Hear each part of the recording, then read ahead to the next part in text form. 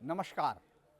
कल प्रयागराज में mafia don Atiq और उसके भाई अशरफ की पुलिस के सुरक्षा घेरे में 3 शूटर्स ने गोलियां चलाकर हत्या कर दी। ये खबर जितनी सनसनीखेज थी उतना ही तमाम लोगों के लिए जो लोग अपराध की दुनिया पर नज़र रखते हैं या इसको कवर करते हैं उनके लिए भी बहुत हैरत अंगेज खबर थी। 43 साल तक प्रयागराज माफिया अतीक अहमद का एक ऐसा इलाका रहा जहां उसकी भौएं उठती थी तो लोग ज़मीन के नीचे चले जाते थे। लेकिन उसी शहर में कुछ लड़के पुलिस की सुरक्षा के बीच में घुसते हैं और गोलियों से भून देते हैं। ऐसे में बहुत सारे सवाल सोशल मीडिया पर तैरते हुए दिखाई दिए, जिसमें सबसे ज़्यादा अगर आपको दिखेगी तो षड्यंत्र की थ्योरीज हैं।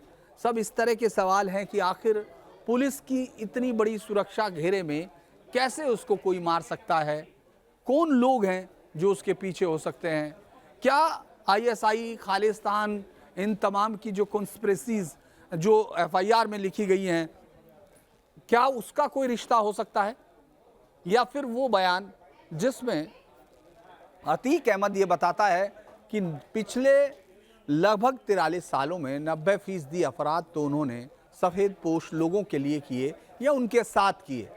तो वो कौन से सफ़ेद पोश लोग थे और क्या वो सफ़ेद पोश लोग अपने सफ़ेद पोश जो लिबास है जिस पर वो सफ़ेद बनाए बैठे हैं उस पर कोई स्याह रंग डाल सकता था?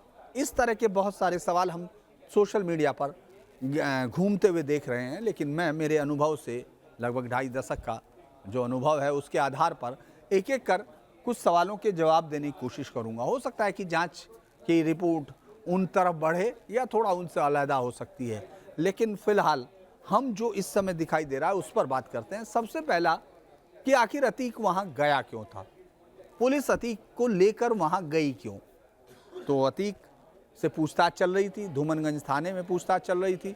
उसके बाद अतीक ने के जो बताया उसकी निशानदेही पर दोनों भाइयों को ले जाकर वहाँ उन्होंने उस जगह पर एक जगह पर जाकर हथियार बताए, जिसमें 2 .45 कैलिबर के पिस्टल थे। इसके अलावा 9mm की गोलियां थी।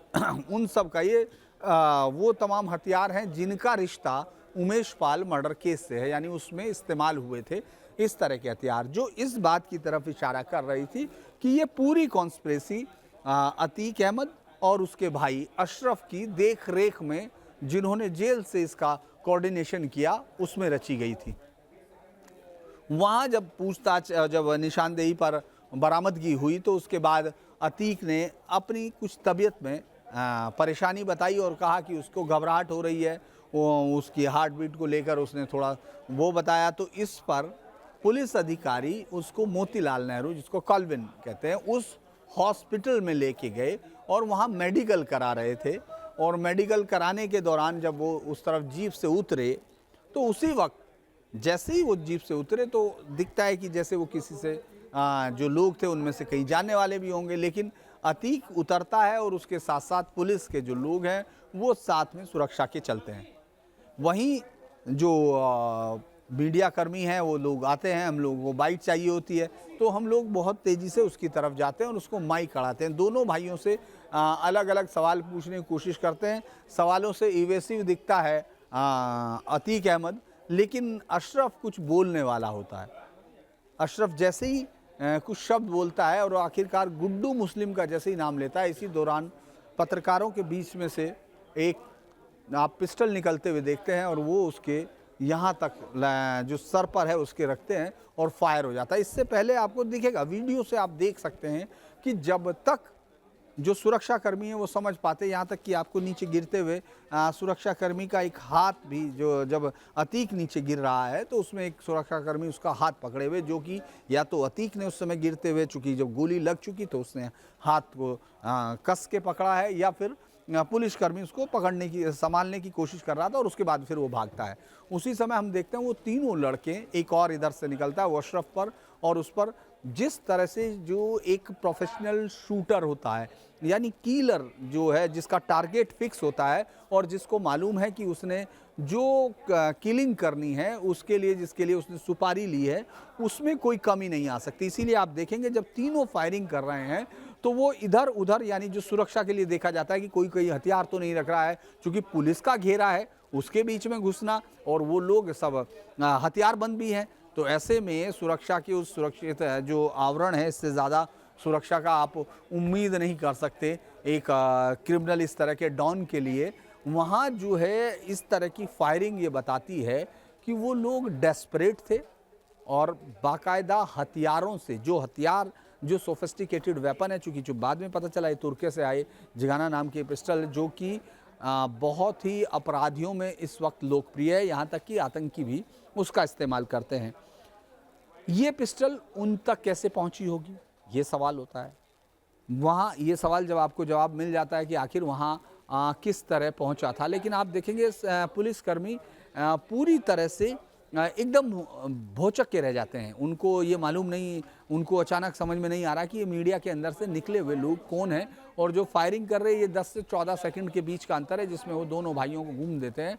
और इसके बाद एक सवाल ये उठता है कि आखिर पुलिस ने गोली क्यों नहीं चलाई। तो जो रेस्पॉन्स है, जो कमांडोज का रेस्पॉन्स होता है, उस तरह का रेस्पॉन्स आपको पुलिस का, जो अमूमन लेके जाती है सिक्योरिटी पुलिस, उस तरह का नहीं दिखाई दिया। लेकिन 10 से 14 सेकंड में वो लोग अपना हथियार ज़मीन पर फेंक देते हैं और उसके बाद तुरंत वो सरेंडर, समर्पण का वो कहते हैं, और बीच में नारे लगाना शुरू कर देते हैं। ये एक बहुत ही ज़्यादा अजीब सी बात है कि आप ये देखिए, जब तक 10 से 14 सेकंड का टाइम कितना होता है, जब हम लोग 15-16 तक गिनती गिनेंगे तब तक वो टाइम पूरा हो जाता है, और आदमी जब चौंक जाता है तो उसका रिस्पॉन्स टाइम उससे समझ में नहीं आ रहा था, तो वो आपको वहाँ दिखाई देता है, जो पुलिस के रिएक्शन में दिखता है। और ये कॉन्स्पिरेसी थ्योरीज बहुत सारी चल रही थी, तो उनमें एक ये भी था कि पुलिस रेस्पॉन्स टाइम की वजह से चूँकि कमज़ोर रहा तो वो उनको मार नहीं पाई, यानी जो रिएक्शन है वो ये है कि क्यों पुलिस ने गोलियां नहीं चलाई। लेकिन अगर आप देखेंगे तो उनके जस्ट पीछे भागने में इतना ही समय उनको लगा, जो उनको एक साथ खड़े हुए थे। तो फायरिंग, क्रॉस फायरिंग का क्या होता उस समय अलग बात है, लेकिन पुलिस क्रॉस फायरिंग करती नहीं है वहाँ।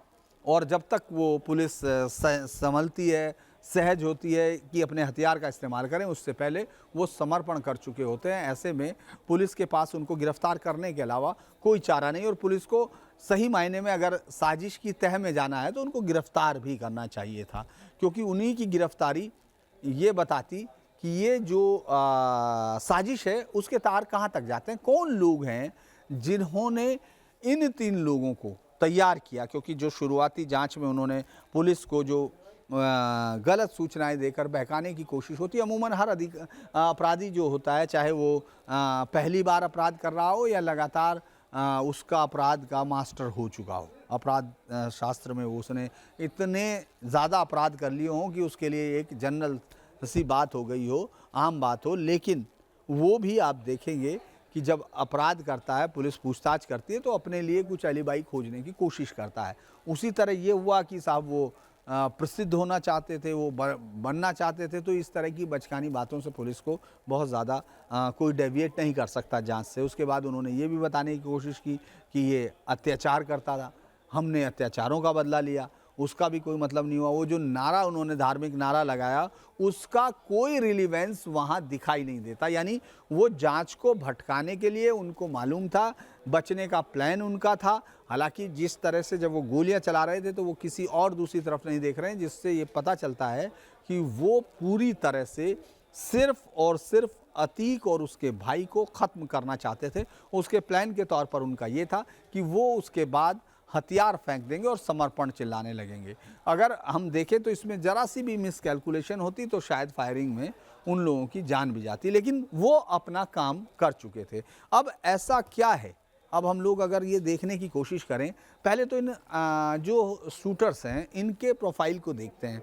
एक शूटर ऐसा है जिसके जो घर रहता है, जो पढ़ नहीं पाया, 12th पास किया, लवलेश तिवारी, उसके पिता की जब आप बातचीत देखते हैं तो जिसमें वो कहते हैं कि उनका अपने बेटे से कोई रिश्ता नहीं है। 1 डेढ़ साल पहले वो रिहा होके आया था, तब उसने किसी को थप्पड़ मारा था लड़की को चौराहे पर, उससे वो जेल में गया था, वहाँ से आया और उसके बाद उसका कैरियर पूरी तरह से तो कैरियर कुछ था ही नहीं, अपराध की दुनिया में आ गया, जहाँ से वो कभी आता है कभी जाता है और उस पर भी मुकदमे की बातचीत है। जेल के अंदर वो किन लोगों से मिला, किन लोगों के साथ उसने संगठन बनाया, वो चीज़ अभी पुलिस के पास है, बाकी उसके पिता या उसकी माता की नज़र में वो नहीं है। इसके अलावा एक दूसरा जो शूटर है वो है शनि सिंह।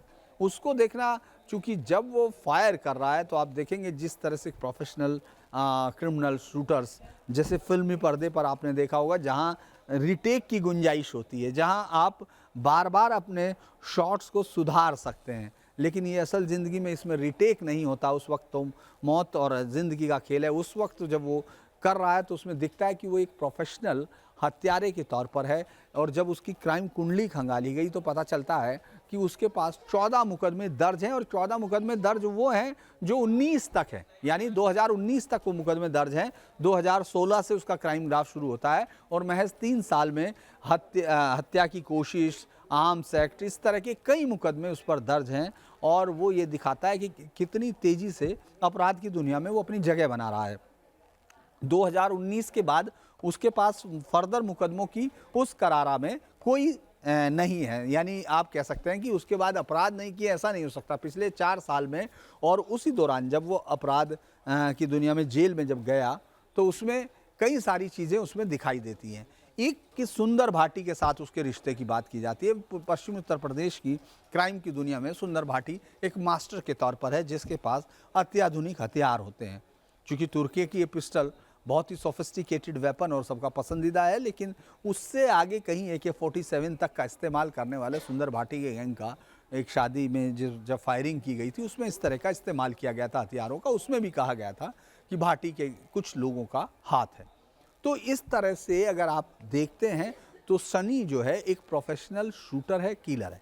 तीसरे जो मौर्य, जो तीसरा है अरुण मौर्य, वो एक अलग किस्म का, उसके बारे में बहुत ज़्यादा जानकारी नहीं है, गांव से वो गायब है बस। हालांकि उसकी उम्र सबसे कम बताई गई है, जो FIR है, FIR के मुताबिक वो 18 साल, लेकिन इस तरह की बात है कि 2010 में उसने भी फायरिंग पुलिस वाले की हत्या में था।